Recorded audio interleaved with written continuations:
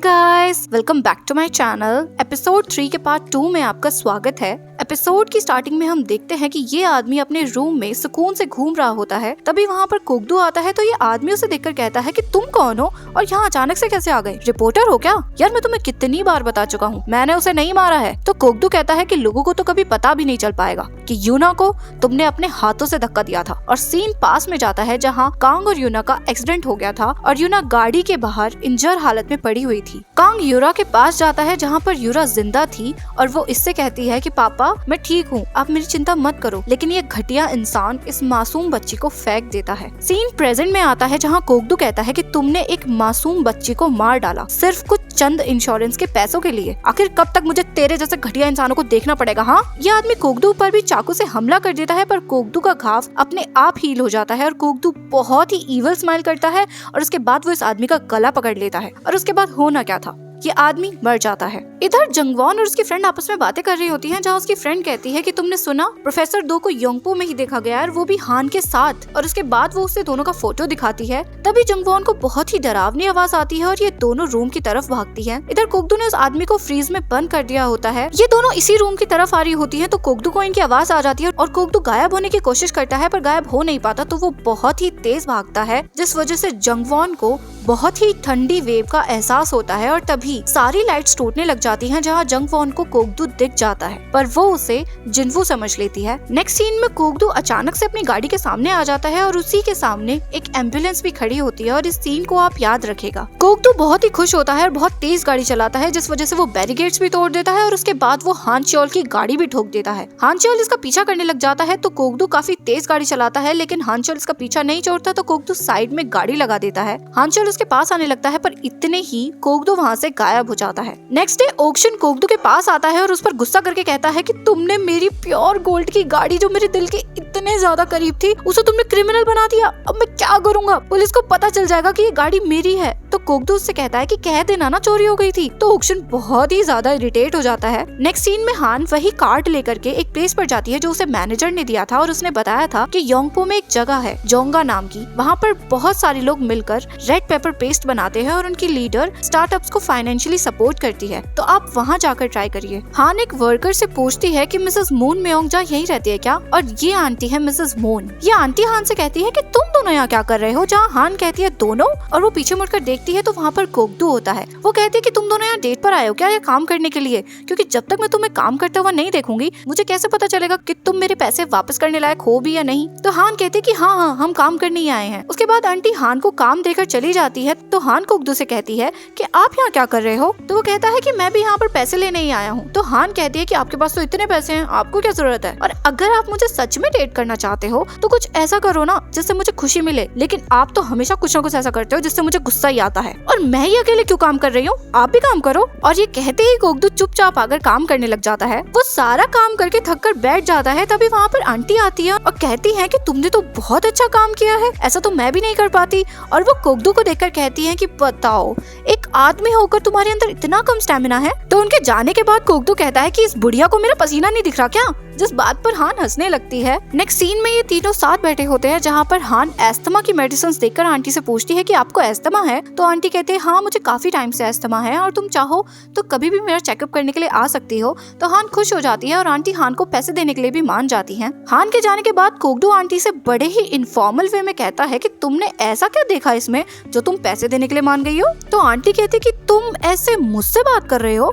तो कोगदू कहता है कि तुम्हें कोई और दिख रहा है यहाँ पे? और मैं भी देखता हूँ कि अच्छे बनने का ड्रामा तुम कब तक करोगी, जब ये डॉक्टर्स तुम्हारे सीक्रेट्स बाहर निकालेगी ना तब देखना। और ये कहकर वो वहाँ से चला जाता है। तो आंटी कहती है कि मैंने इससे ज्यादा बदतमीज लड़का अपनी लाइफ में कभी नहीं देखा। हान बड़ी खुश होकर नाच रही होती है तो कोगदू उससे कहता है कि तुम कर क्या रही हो, तुम्हें इतनी खुशी हो रही है पैसे मिलने की? तो हान कहती है और क्या, अब मुझे मेरा खुद का हॉस्पिटल मिल जाएगा और मुझे रहने के लिए अच्छी जगह भी मिल गई है और अब सब कुछ अच्छा होगा। तो कोगदू कहता है कि अच्छा बुरा कुछ नहीं होता है, बस जीने के लिए चीजें आसान हो जाती हैं। तो हान उससे कहती है कि ऐसी कौन सी लाइफ जी आपने जो आप इतने ज्यादा निराश हो रहे हो? तो कोगदू कहता है कि मैं हमेशा बहुत ही ऊंचाई तक जाकर नीचे गिर जाता हूँ। तो हान उससे कहते हैं कि आपको पता है लोग कहते हैं कि जब आप बार बार ऊंचाई से नीचे गिरते हो ना तो आप अपने आप उड़ना सीख जाते हो। तो कोगदू कहता है कि तुम खुद मुझे उड़ना क्यों नहीं सिखाती? जिस पर हान कहते हैं कि क्या आप मुझसे फिर से डेट करने के लिए पूछ रहे हो? तो कोगदू उससे कहता है कि तुम मुझे इतना हेट क्यों करती हो? पहले तो बड़ा पसंद करती थी मुझे, अब अब क्या हो गया, ये हॉबी है क्या तुम्हारी, इस लाइफ में और आफ्टर लाइफ में भी लोगों को भूल कर आगे बढ़ जाना। तो हान कहते हैं कि मैं आपसे नफरत नहीं करती, लेकिन इतना लाइक भी नहीं करती कि मैं आपको डेट करूं। तो कोगदू कहता है कि मैं ऐसा क्या करूं कि तुम मुझे लाइक करने लग जाओ। तो हान कहती है कि मैं किसी ऐसे पर्सन को लाइक करना चाहती हूँ जिसके साथ मेरी डेस्टिनी हो और मैं हमेशा उसी के साथ रहूं। तो कोगदू हंसकर कहता है डेस्टिनी।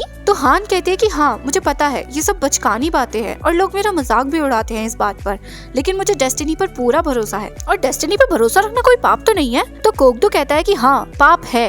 क्या तुम्हें अच्छा लगता है उस रास्ते पर चलना जो भगवान ने तुम्हारे लिए बनाया है? क्या तुम्हें भगवान की कठपुतली बनकर रहना अच्छा लगता है? क्या तुम्हारे अंदर थोड़ा भी प्राइड नहीं है? तो हान कहते हैं कि भगवान मेरे लिए बुरा थोड़ी ना चाहेंगे, और अगर मेरे लिए कोई बना होगा तो वो खुद मेरे पास आ जाएगा और मुझसे बहुत प्यार करेगा। और आप बताओ क्या आप खुद से प्यार करते हो? तो कोगदू इस पर कुछ नहीं कहता। फिर हान कहते हैं कि अगर आप सच में मुझे डेट करना चाहते हो ना तो मुझे प्रूव करो कि आप ही मेरे फेट हो। नेक्स्ट सीन में कोगदू काक्शिन के साथ बैठा होता है, जहाँ पर वो टैरेट कार्ड रीडर्स को देखकर कहता है कि इधर भी फेट उधर भी फेट। इंसान कितने पागल है ना अपने फेट को लेकर के। तो काक्शिन कहती है कि क्या कर सकते हैं, इंसान को अपनी आगे की लाइफ के लिए गाइडेंस की जरूरत होती है और वो इन्हीं लोगों से गाइडेंस लेते हैं। पर आप इतनी चिंता क्यों कर रहे हो जब आप दुनिया के सारी सीक्रेट्स पता कर सकते हो? बस आप हान के जॉल की आंखों में देखकर 3 बार उसका नाम ले लेना और वो अपने आप हिप्नोटाइज हो जाएगी और अपने दिल की सारी बातें आपको बता देगी। तो कोगदू मना कर देता है। उसके बाद वो कपल कंपैटिबिलिटी रीडिंग के लिए काक्शिन से पैसे मांगता है। नेक्स्ट सीन में हान अपना सामान अपने घर में शिफ्ट कर रही होती है, तभी वहाँ पर कोगदू आता है और उसकी हेल्प करने लग जाता है। पीछे से एक अंकल आते हैं और कोगदू को देखकर चिल्लाने लगते हैं कि कोई मुझे बचाओ, यहाँ पर भूत है। और ये कहते कहते उन्हें पैनिक अटैक आ जाता है और वो बेहोश हो जाते हैं। हान कोगदू से एम्बुलेंस को बुलाने के लिए कहती है, तो कोगदू कहता है कि मैंने तुमसे कितनी बार कहा है मुझे ऑर्डर मत दिया करो। हॉस्पिटल में अंकल हान को थैंक यू बोलते हैं, तो वो कहती है कि आपको अपनी हेल्थ का ध्यान रखना चाहिए। तो अंकल कहते हैं कि मैं तुम्हें कमजोर दिखता जरूर हूँ लेकिन मैं बहुत स्ट्रॉन्ग हूँ। और तभी हान को अंकल की बॉडी पर ब्रूसेस के निशान दिखते हैं, तो वो अंकल से कहती है कि ये सब कैसे हुआ।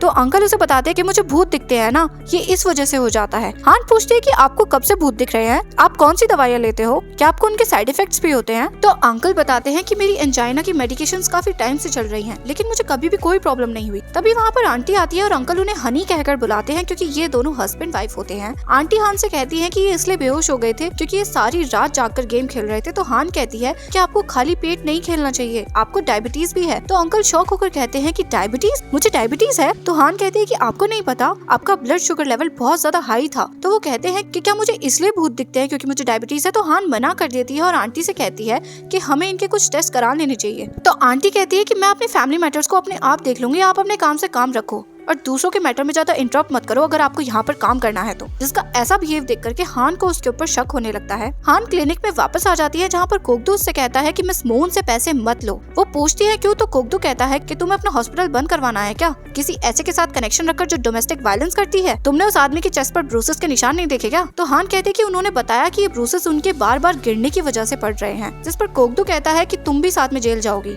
अगर तुम उस पॉइजन देने वाली का साथ दोगी, क्योंकि उस आदमी को हेलुसिनेशंस होते हैं और वो बार बार बेहोश हो जाता है। यही होता है जब एक पर्सन को धीरे धीरे जहर दिया जाता है। रात में कोगदू हान की फोटोज देखकर उसे याद कर रहा होता है और कहता है कि यार ये बहुत अलग है, कहीं से हमारी पुरानी लाइफ का याद तो नहीं आ गया, इसलिए ये मुझे जानबूझकर अवॉइड कर रही है, पता नहीं यार क्या है। और वो ऐसे ही हान को याद करता रहता है और सोचते सोचते वो हान के रूम में आ जाता है जहाँ पर वो हान को सोता हुआ देख करके उसे प्यार से देखने लग जाता है और फिर वो खुद से कहता है कि नहीं नहीं मुझे ऐसा नहीं करना चाहिए। और वो वहाँ से जाने लगता है और तभी उसे हान और उसकी मम्मी का फोटो दिखता है और वो हान की मम्मी को याद करने लगता है जब वो मरने के बाद आफ्टर लाइफ में आई थी और उन्होंने कोगदू को छोटी हान समझ के हक कर लिया था। हान की आंख खुल जाती है और वो बहुत ही जोर से चिल्ला दिया तो कोगदू वहाँ से गायब हो जाता है। तभी वहाँ पर चोल भागकर आता है तो वो उससे कहती है कि वहाँ पर कोई है, वहाँ पर कोई है, जहाँ पर चोल कहता है कि यहाँ पर कोई नहीं है। फिर ये दोनों साथ में बैठकर रामन खा रहे होते हैं जहाँ पर हान उन्हीं दवाइयों के बारे में सोचने लगती है। नेक्स्ट सीन में आंटी हान को कॉन्ट्रैक्ट देकर फाइनल कर देती है और उससे कहती है कि इसे अच्छे से पढ़ लो। तभी वहाँ पर कोगदू आकर आंटी से कहता है कि बाहर आओ, मुझे तुमसे कुछ बात करनी है। तो आंटी वहाँ से चली जाती है और फ्लैशबैक दिखाया जाता है जहाँ पर हान ने कोगदू से कहा था कि आप बस उन्हें 5 मिनट के लिए बिजी रखना, मुझे दवाइयाँ चेक करनी है। तभी हान एंजाइना और एस्थमा की दवाइयों की बॉटल्स खोलने लगती है, पर बॉटल खोलने की वजह से वो सारी दवाइयाँ गिर जाती हैं। तभी वहाँ पर आंटी आ जाती है और उससे कहते हैं कि तुम यहाँ पर कर क्या रही हो? तो हान डायरेक्टली उनसे पूछ लेती है कि क्या आपने एस्थमा की दवाइयों को एंजाइना की दवाइयों में डाला है? तो आंटी उससे कहती है कि तुम हमारे पर्सनल मैटर्स में इंटरप्ट क्यों कर रही हो, मैं अब तुम्हें कोई पैसे नहीं दूंगी, दफा हो जाओ यहाँ से। तो हान उसे बताती है कि अगर आप एस्थमा की दवाइयाँ लेते हो तो आपका ब्लड शुगर लेवल बहुत ज्यादा हाई हो जाता है, इसलिए आप उनका डायबिटीज चेकअप नहीं करा रही थी ना, ताकि डॉक्टर्स को पता ना चले। तो आंटी आंटी कहते कि जब उसे अस्थमा है ही नहीं तो मैं उसे अस्थमा की दवाइयाँ क्यों दूंगी। तो हान कहते कि ताकि उन्हें हेलुसिनेशंस आए और उन्हें अस्थमा की दवाइयों से साइड इफेक्ट हो जाएं। तभी कोगदू आकर दवाइयाँ चेक करता है तो वो हान को बताता है कि ये अस्थमा की दवाइयाँ नहीं है। पर तब तक आंटी पुलिस स्टेशन फोन कर चुकी होती है। तो कोगदू आंटी की आंखों में 3 बार देख करके उनका नाम लेता है और उन्हें हिप्नोटाइज कर देता है, जिस वजह से आंटी को कोगदू में अपनी मदर दिखने लग जाती है। कोगदू आंटी से कहता है कि तुम अपने पति से इतनी नफरत करती हो कि तुम उसे मारती भी हो। तो आंटी कहती है कि मैं उसे नहीं मारती, वो खुद गिरता रहता है, मैं इतनी बुरी औरत नहीं हूँ। तो कोगदू कहता है कि कैसे बुरी नहीं हो, तुम उसकी दवाइयाँ बदल देती हो ताकि वो पागल हो जाए। तो आंटी कहती है कि वो बार बार क्लब हाउस जाते रहते हैं और जुआ खेलते हैं, इसलिए बस मैं कभी कभार उनकी दवाइयाँ बदल देती हूँ ताकि वो बाहर न जाए, क्योंकि वो कहते हैं कि वो जब भी वहाँ जाते हैं उन्हें भूत दिखाई देते हैं। तो कोगदू कहता है कि अगर तुम उसे इतना हेट करती हो तो तुम उससे अलग हो जाओ, उसे इतनी तकलीफ क्यों दे रही हो। जिस पर आंटी कहती है क्योंकि मुझे उसके लिए बहुत ज्यादा बुरा लगता है, अगर वो मुझे ना दिखे तो मुझे बहुत ज्यादा उसकी चिंता हो जाती है और अगर मैं ना हूँ तो उसे कौन खिलाएगा। जिसकी बातें सुनकर कोगदू अपना मैजिक हटा देता है, जिस पर आंटी बेहोश हो जाती है और कोगदू कहता है कि मैंने ऐसा तो नहीं सोचा था। बाहर आकर हान पूछती है कि आपने ये सब क्या किया था। तो कोगदू बताता है कि मैंने बस अपनी पावर्स का यूज किया। तो हान कहते हैं कि हिप्नोसिस ना,